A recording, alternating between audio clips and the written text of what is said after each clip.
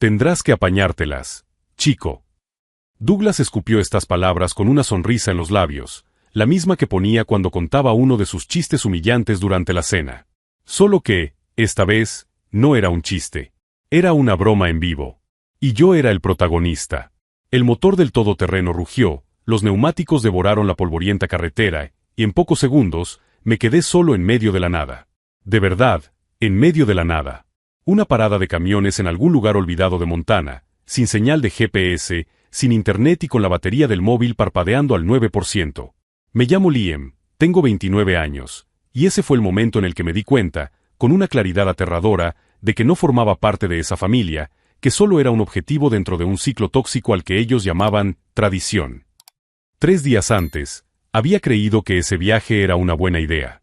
Un fin de semana largo en la casa de campo de la familia de mi prometida, Jess. Ella juraba que sería bueno para todos nosotros. Que Douglas, a pesar de ser provocador, tenía un corazón blando. Que si lo conociera mejor, entendería que detrás de su dureza había respeto. Que su humor ácido era solo un mecanismo.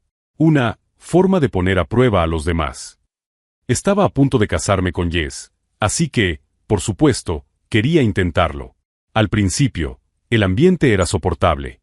Conversaciones ligeras, algún que otro comentario malintencionado. Douglas se burlaba de mi profesión, diseñador gráfico, ¿no?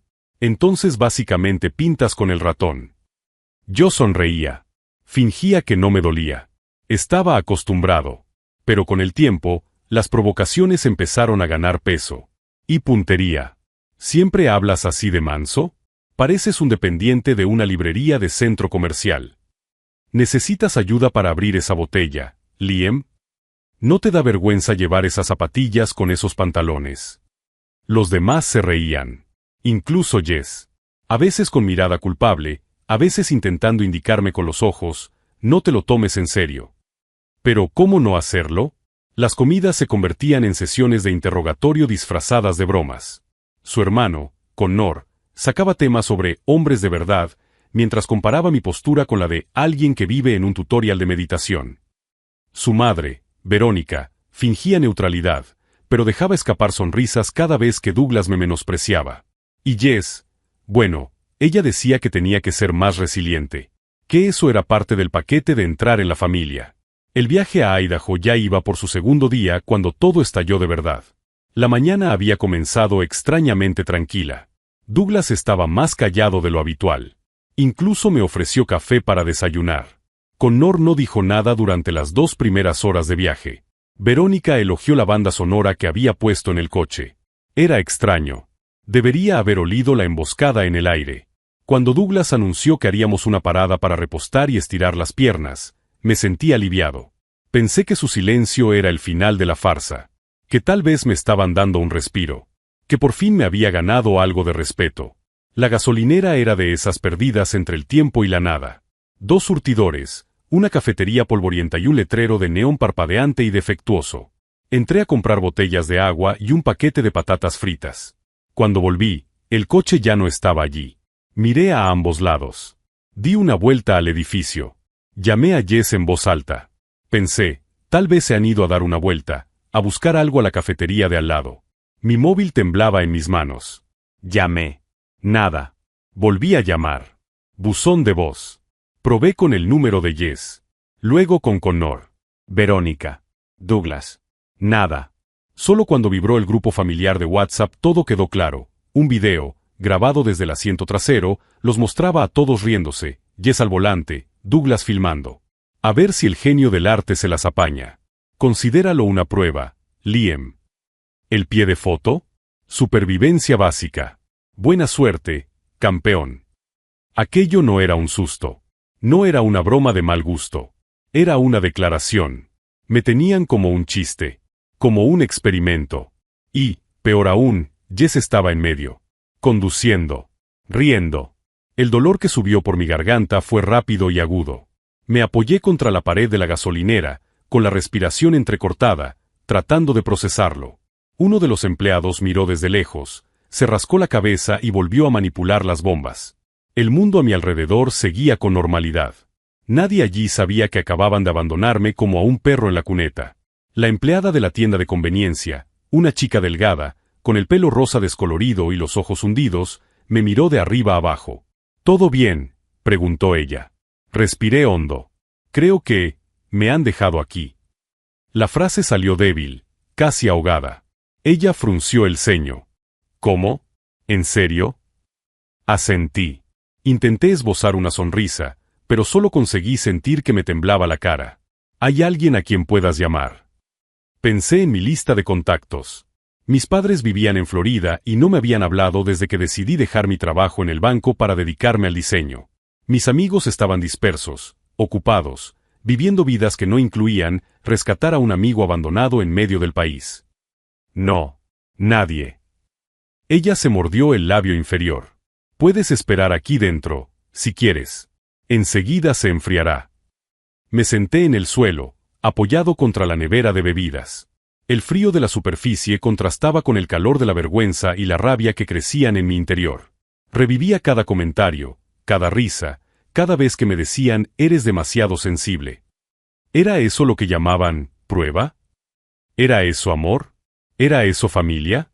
Lo que aún no sabía, en ese preciso instante, era que ese era el punto cero. No de mi fracaso, sino de la reconstrucción. Allí, entre botellas de refresco caducadas y la luz fluorescente intermitente, nació la versión de mí mismo que aún no conocía. Si alguna vez te han hecho sentir como un idiota a alguien que juraba amarte, o si alguna vez han dudado de tu fuerza solo porque decidiste no gritar, entonces querrás seguir escuchando esto. Y, por supuesto, si esta historia te ha enganchado hasta aquí, no olvides suscribirte al canal.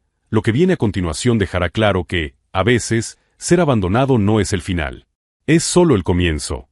Porque mientras Douglas reía con sus hijos, creyendo que había ganado, él no imaginaba lo que yo estaba a punto de descubrir en ese pequeño pueblo, y cómo eso lo cambiaría todo. Douglas Wilson siempre había sido el tipo de hombre que dominaba cualquier ambiente con el sonido de su propia voz. Era el jefe de su propia empresa de ingeniería, un empresario carismático, pero que trataba cada interacción como una negociación. Toda conversación con él parecía una prueba encubierta. Cada cena familiar, una entrevista. Con Douglas, nunca estabas realmente seguro, solo en periodo de observación. En mi caso, eso comenzó desde el primer encuentro. Jess y yo llevábamos 7 meses juntos cuando me lo presentaron. Un apretón de manos firme, mirada directa, una sonrisa que más parecía una evaluación silenciosa. Así que tú eres el artista, dijo, arrastrando la A como si fuera un insulto. Jess siempre ha tenido un gusto peculiar. Ella se rió, nerviosa. Yo también me reí. Pero ya allí, algo se cerró. Con el paso de los meses, quedó claro que Douglas no me respetaba. Para él, yo era inestable, débil, poco fiable. La gente creativa es demasiado sensible, decía entre líneas. Veía el mundo como una disputa constante entre dominantes y dominados.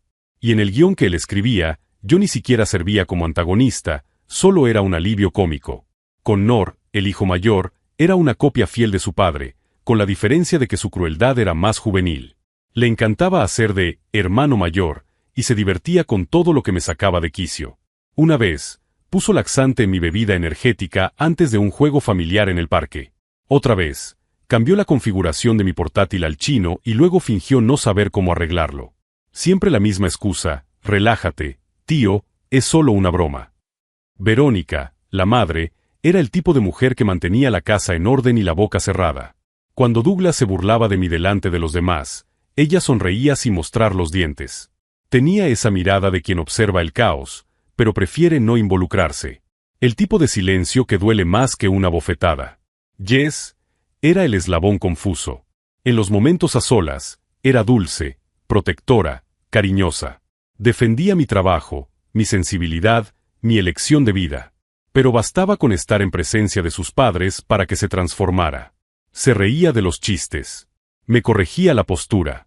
Y cuando yo intentaba señalar lo tóxicos que eran sus comentarios, ella respondía con un, tienes que aprender a lidiar mejor con ellos. Ellos son así. Ella no era mala, pero era débil cerca de ellos. Y aquella mañana en que me dejaron atrás, quedó claro, ella había elegido su bando.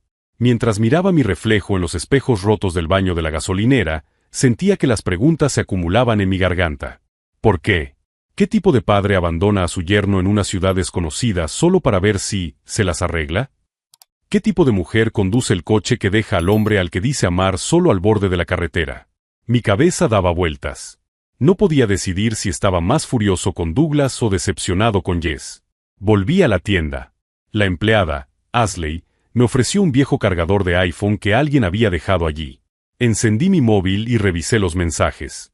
No había llamadas perdidas. Ningún intento de contacto. Solo un nuevo mensaje de Douglas. ¿Ya has pensado cómo se lo vas a explicar a tus futuros nietos? Vuestro abuelo fue abandonado en medio del bosque porque no sabía hacer una hoguera. Va a ser un clásico. Borré el mensaje sin responder. Porque allí, en medio de toda aquella ironía venenosa, comprendí el verdadero juego. Douglas no solo quería humillarme, quería moldearme. Quería que volviera arrastrándome, reconociendo que había fracasado como hombre. Quería una lección que transmitir. Un ejemplo. El débil que se dio. Pero eso no era lo que iba a conseguir. Cogí un papel y escribí una lista con todo lo que tenía. $36 en efectivo. Una tarjeta de débito con poco más de $100. Un celular con un 8% de batería y sin señal. Una botella de agua. Un paquete de papas fritas. Y una decisión. No iba a llamar. No iba a pedir perdón. No iba a suplicar que me rescataran. Douglas podía pensar que había ganado. Pero la verdad, aquello era el principio del fin de su poder sobre mí. El sol comenzaba a ponerse. Ashley me preguntó si necesitaba un lugar donde dormir. Hay una posada a unos 10 minutos a pie, dijo ella, garabateando un mapa en un papel. Está en lo alto de esa colina. Me eché la mochila al hombro, le di las gracias y seguí el camino de tierra. A cada paso, dejaba atrás la imagen del novio complaciente que aceptaba las bromas. A cada paso, se formaba un nuevo Liam. Cuando llegué a la posada, una casa antigua con un letrero de madera y olor a café quemado, conocí a la dueña, Margaret. Viuda, de unos 60 años, con ojos de quien ha visto demasiado. Pareces perdido, me dijo al abrir la puerta. Quizás, respondí. O quizás solo me han desviado del camino correcto. Ella me ofreció la habitación más barata. Cama dura, baño pequeño. Pero era el lugar más seguro en el que había dormido en los últimos meses. Esa noche, tumbado mirando el techo amarillento, hice una promesa en silencio. Aquello no terminaría en silencio. Y cuando volviera a empezar, no sería solo por mí. Porque Douglas no imaginaba que lo único más peligroso que alguien humillado, era alguien humillado con tiempo, motivación y talento. Al día siguiente, algo sucedió en esa posada que cambió por completo el rumbo de mi plan. Y cuando Margaret me presentó a alguien de la ciudad, bueno, el juego comenzó a dar un giro. Me desperté al día siguiente con el cuerpo dolorido, pero la mente inquieta. La posada de Margaret olía a pan tostado y café recién hecho, y por primera vez en mucho tiempo, me sentí en un lugar donde nadie esperaba que yo interpretara una versión de mí mismo. Ella me recibió en la cocina con un plato de huevos revueltos, tostadas poco hechas y una mirada curiosa. Pareces llevar una carga demasiado pesada para alguien tan joven, comentó sin rodeos. Me quedé en silencio durante unos segundos. Luego, asentí con la cabeza. Quizás. O quizás solo recibí el golpe adecuado en el momento equivocado. Margaret soltó una risa baja, casi cómplice. O en el momento adecuado.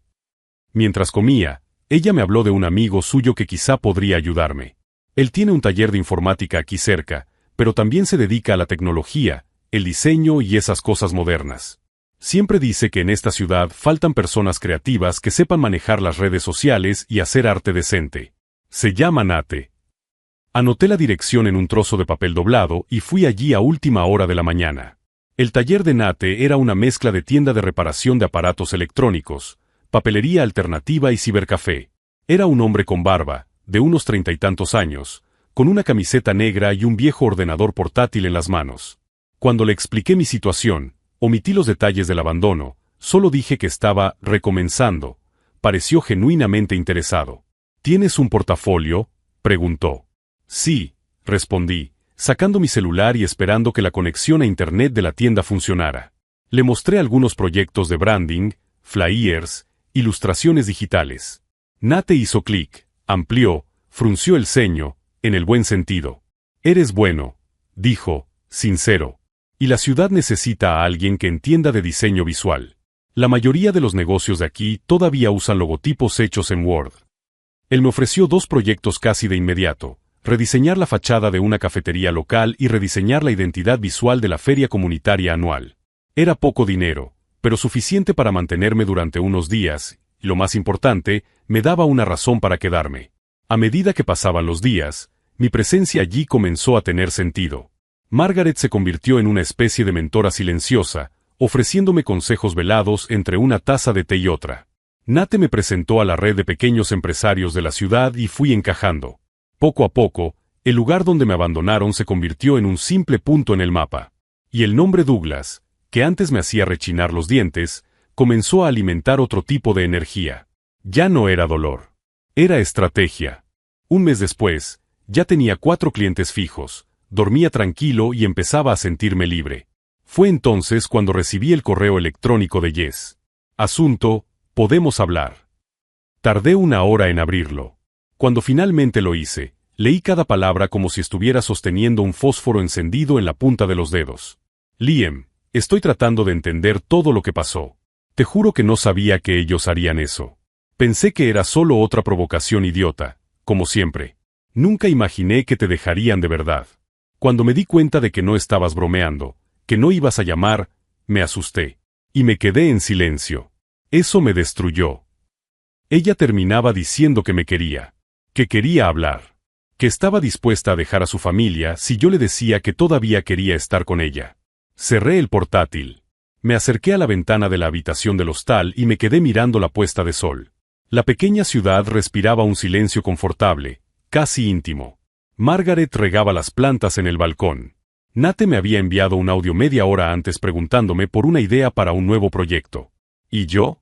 Estaba cambiando. Por primera vez, no porque alguien me obligara a ello, sino porque yo lo había elegido. No respondí al correo electrónico de Jess. Todavía no. Algo dentro de mí me decía que necesitaba más. Douglas no me envió ningún mensaje, pero sabía que él estaba observando.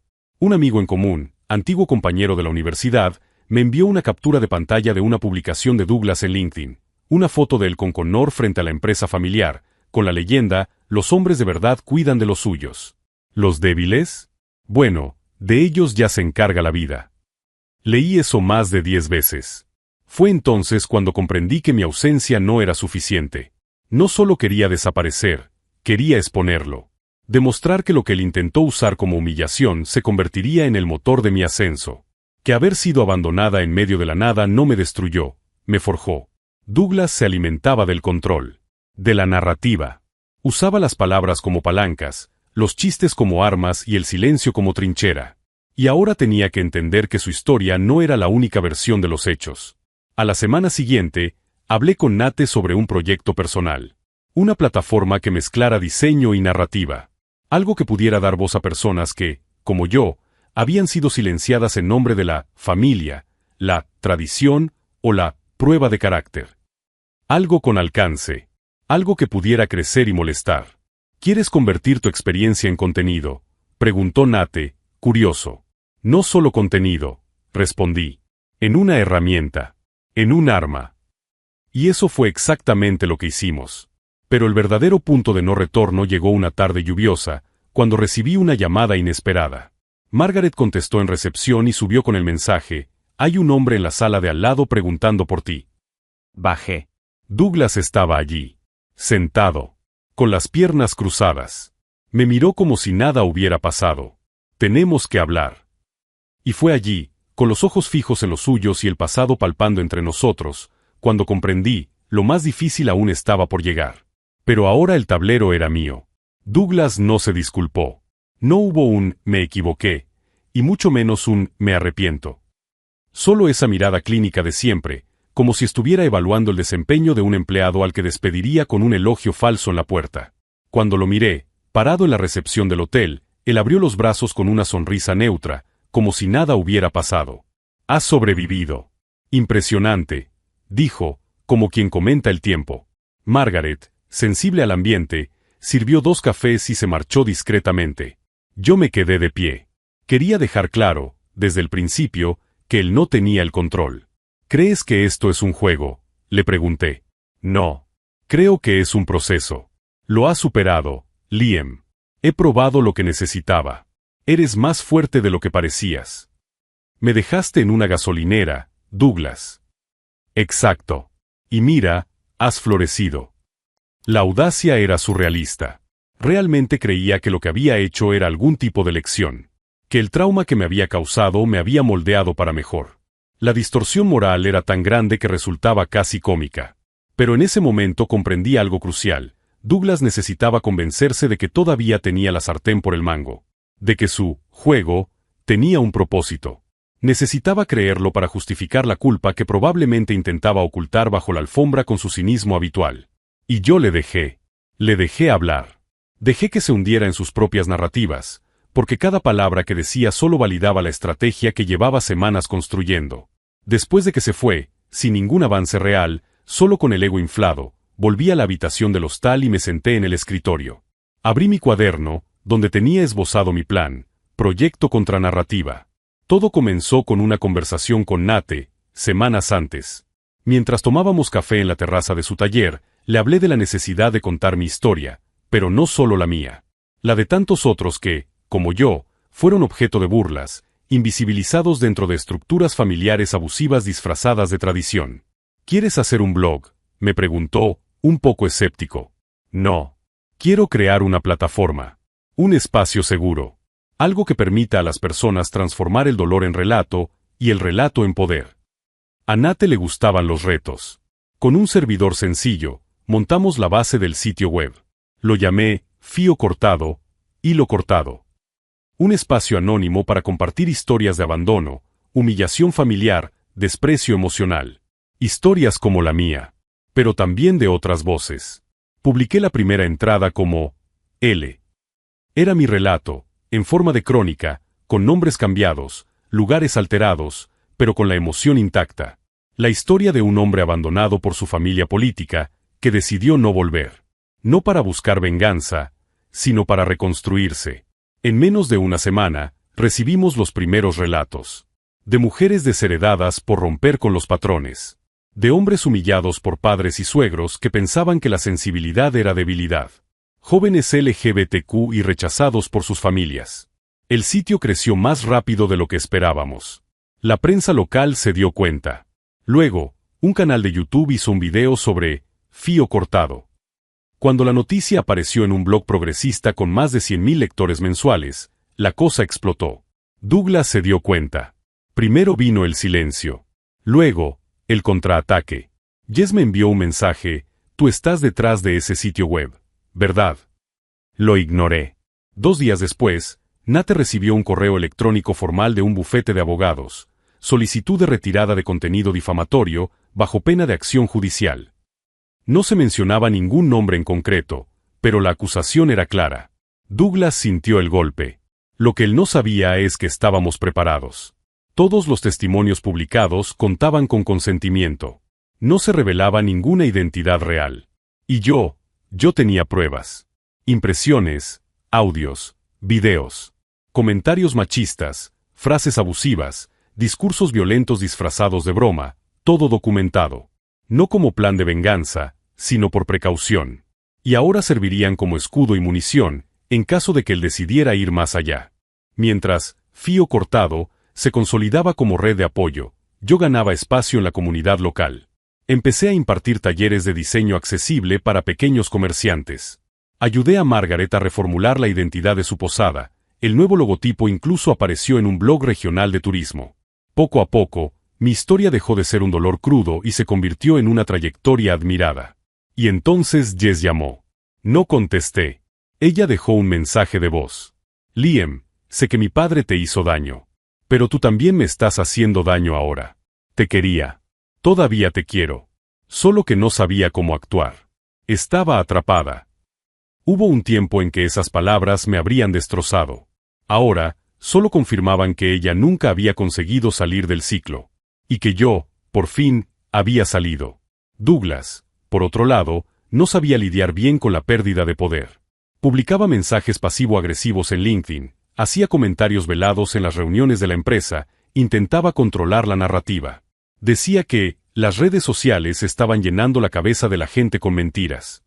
Pero bastaba con leer un párrafo de Fío Cortado para comprender que allí no había ficción. Solo valentía.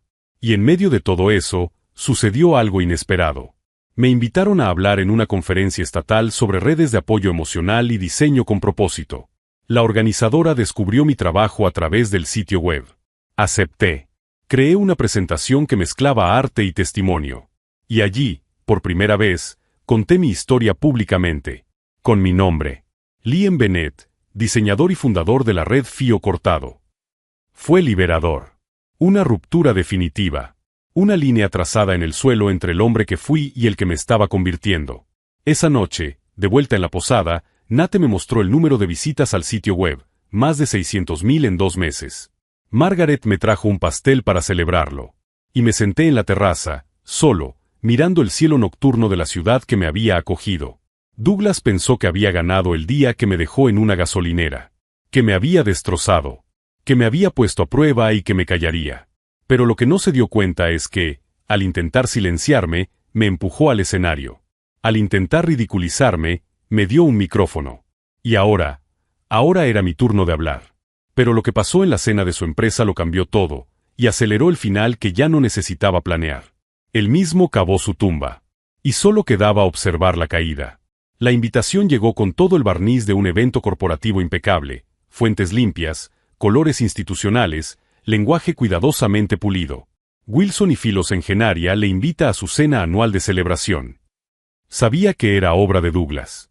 No por el diseño, alguien claramente se encargaba de eso por él, sino por el subtexto.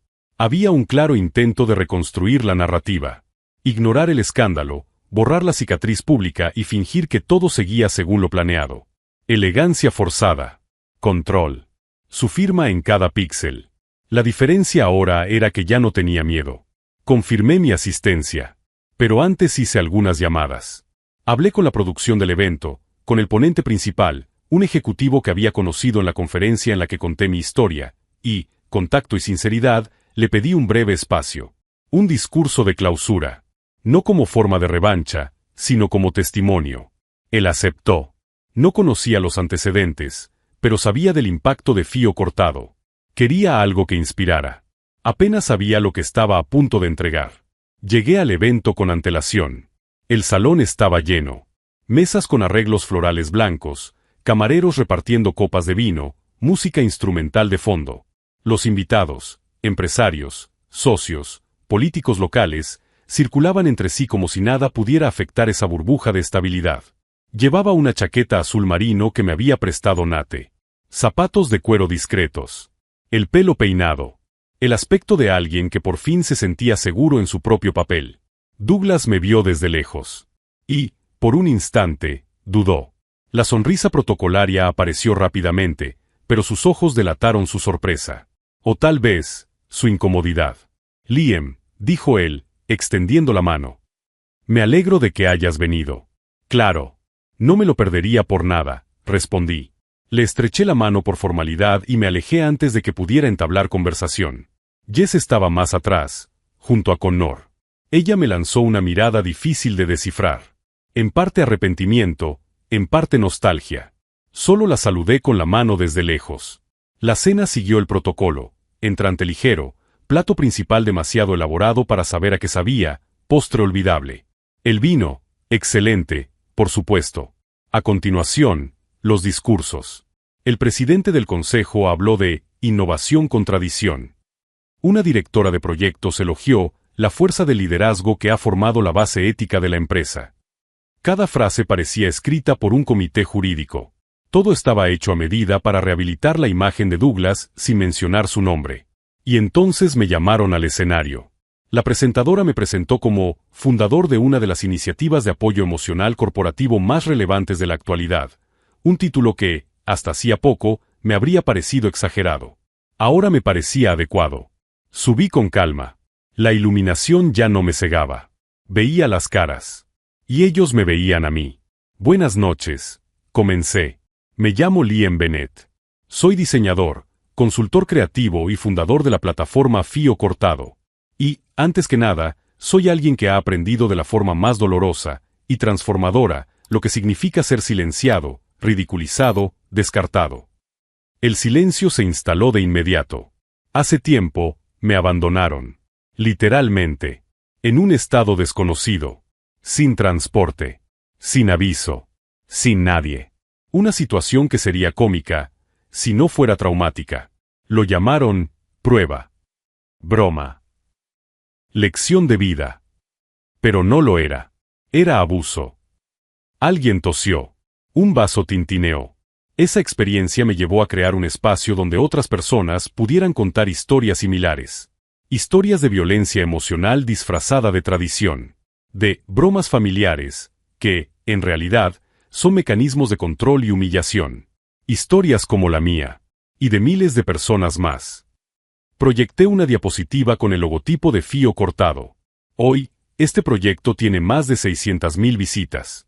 Recibimos relatos de todos los estados del país.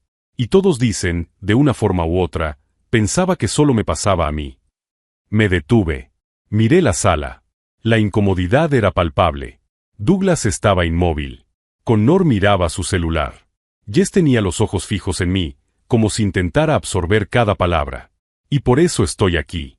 No para dar nombres, sino para demostrar que, incluso cuando intentan destruirnos, podemos convertir la ruina en cimientos. El dolor en propósito. El silencio en plataforma. Última diapositiva, hilo cortado, porque nadie más tiene derecho a definir tu valor. Aplausos. Al principio, tímidos. Pero luego, más fuertes. Reales. Genuinos. Bajé del escenario con el cuerpo caliente y la mente ligera. Pasé junto a Douglas. Él no me miró. Jess intentó acercarse. Negué con la cabeza, uno gentil, pero firme. Seguí caminando. Esa noche, mi nombre se convirtió en trending topic en Twitter. Uno de los participantes publicó el video y se difundió como la pólvora. Los sitios web de noticias captaron el discurso. Los blogs de negocios lo comentaron. Me solicitaron entrevistas. Llegaron invitaciones. Pero lo más impactante no vino de Internet. Vino de la propia Wilson y Philos. 4 días después, el Consejo de Administración de la empresa publicó un comunicado oficial. Por decisión unánime, Douglas Wilson será apartado de sus funciones ejecutivas por tiempo indefinido, debido a conductas incompatibles con los valores institucionales de la empresa.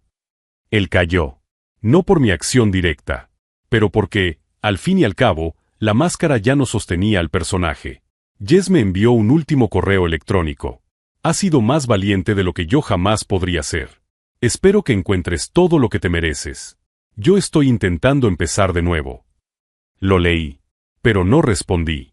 Porque allí, en ese momento, lo entendí, ya no se trataba de Douglas, ni de ella. Se trataba de mí. De quién había elegido convertirme cuando todo apuntaba a la destrucción. La venganza que él creía estar orquestando se convirtió en un espejo. Y se vio obligado a mirarse a sí mismo, sin control, sin aplausos, sin edición. 2 meses después de la noche en que expuse a Douglas ante su propio público, recibí una carta con matasellos de Chicago. Era un sobregrueso, con papel texturizado y el escudo de un bufete de abogados conocido por gestionar sucesiones patrimoniales de familias corporativas.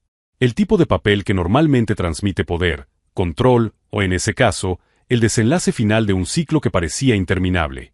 Lo abrí con cuidado. Dentro, además de la documentación legal, había una breve carta, Sr. Liam Bennett. Le informamos que, por decisión de los socios fundadores de Wilson y Hijos Ingeniería, el patrimonio neto de la empresa, tras la venta parcial de activos, se redistribuirá entre los herederos legales, y el señor Bennett, considerado por deliberación de Douglas Wilson como parte integrante de la estructura familiar durante los años de noviazgo con la señora Jessica Wilson. Me reí. En voz baja. Secamente. Ni siquiera había necesitado un anillo de compromiso para convertirme en heredero de un imperio que me había tratado como basura. Era simbólico. Y a la vez irónico. La cantidad era considerable. Nada que cambiara el mundo, pero más que suficiente para reescribir el mío. Junto a los papeles había una carta manuscrita.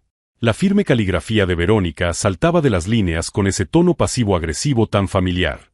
Pero algo había cambiado. Liam. Te hemos hecho daño de formas que solo ahora empiezo a comprender. Douglas rara vez admite sus errores, pero la inclusión de tu nombre en este reparto fue idea suya. Puede que no lo diga en voz alta, pero es la disculpa más clara que le he visto hacer nunca. Espero que, estés donde estés, estés bien. Con arrepentimiento, V. Leí la carta 3 veces. No sentí ninguna emoción fuerte. No hubo catarsis.